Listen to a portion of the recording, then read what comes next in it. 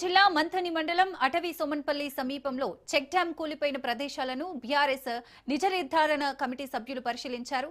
సంఘటనా స్థలానికి ఎవరికీ అనుమతి లేదని పోలీసులు నిలిపివేయడంతో మానేరు వాగుపై నుంచి చెక్ డ్యాంను సందర్శించారు.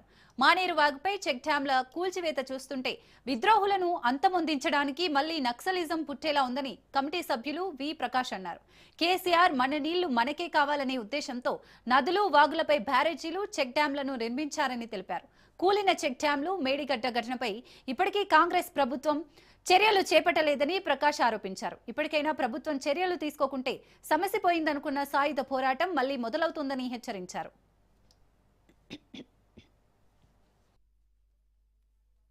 ఇంపాక్ట్ కి అవి ఎగిరిపోయి అక్కడ పడ్డాయి తప్పితే అవి వరద వల్ల వచ్చిన కావవి. మేము అక్కడ కూడా తనుగుల రిజర్వాయర్ లో కూడా తనుగుల చెక్ డ్యామ్ వద్ద కూడా ఈ పీసెస్ ఇటువంటివి ఎగిరిపడి అక్కడ వచ్చిన వాస్తవ పరిస్థితి అక్కడ కూడా ఉండింది. సో వాళ్ళు ఏం చేసినట్టు విధ్వంసం వల్ల ఇది జరిగి ఉంటది, మాకు అనుమానం ఉంది, మీరు దీని మీద ఇన్వెస్టిగేషన్ చేయండి అని చెప్పి వాళ్ళు కూడా ఇంజనీర్లు కూడా అదే పద్ధతిలో ఎఫ్ఐఆర్ నమోదు చేసిండు. సో మనకిప్పుడు వస్తున్న ప్రాథమికమైన సమాచారం ప్రకారం ఇక్కడ పేలుడు సంభవించిన చప్పుడు వినిపించింది. రైతులు దానికి ఎవిడెన్స్ ఇచ్చారు.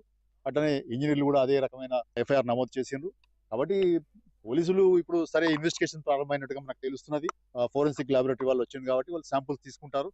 బట్ ఆ శాంపుల్స్ లో ఇప్పటికే 2 రోజులు గడిచిపోయింది. మొత్తం రిజర్వాయర్ లో ఆ నీళ్లు ప్రవాహంలో ఆ శాంపుల్స్ ఏం మిగులుతాయి, అక్కడ పేలుడు పదార్థాల అవశేషాలు ఏం దొరుకుతాయి అనేది మనకు అనుమానాస్పదమే. సరే వాళ్ళు చేస్తున్న ప్రయత్నం మనం స్వాగతించాల్సిందే. కానీ దోషుల్ని పట్టుకోవాల్సిన అవసరం ఉంది. చంద్రబాబు కన్సర్నల్లో పనిచేస్తున్న రేవంత్ రెడ్డి గారు ఏ ఎఫ్ఐఆర్ మీద కూడా చర్య తీసుకోవట్లేదు. మేడిగడ్డ ఎఫ్ఐఆర్ అక్టోబర్ 21, 2023 ఈ రోజు వరకు దాని మీద చర్య తీసుకోలేదు, విచారణ జరపలేదు. అట్లనే హుస్సేన్ మియా వాగు మీద జనవరి 2024లో డైనమైట్స్ తో పాటు పట్టించారు రైతులు.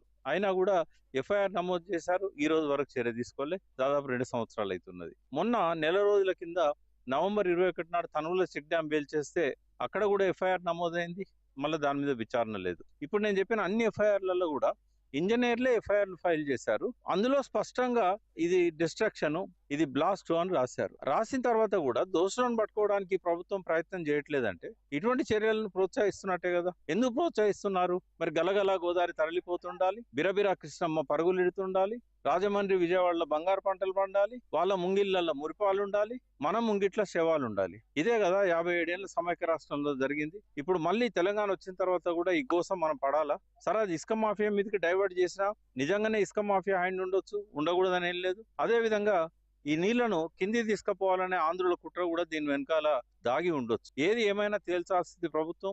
ఎఫ్ఐఆర్లను మేము ఇయ్యలేదు, ఎఫ్ఐఆర్లలో కంప్లైంట్స్ మేము ఇయ్యలేదు, టీఆర్ఎస్ పార్టీలు ఇయ్యలేదు, బీజేపీ పార్టీలు ఇయ్యలేదు. ఇది ఇరిగేషన్ ఇంజనీర్లు ఇచ్చారు. ఇప్పుడు నేను చెప్పిన 4 విద్రోహ చర్యలలో 4 ఎఫ్ఐఆర్లు కూడా ఇంజనీర్లు ఫైల్ చేసినాయి. వాళ్ళే చెప్పారు డిస్ట్రక్షన్ అని, ఇది బాంబులు పెట్టి పేల్చారని.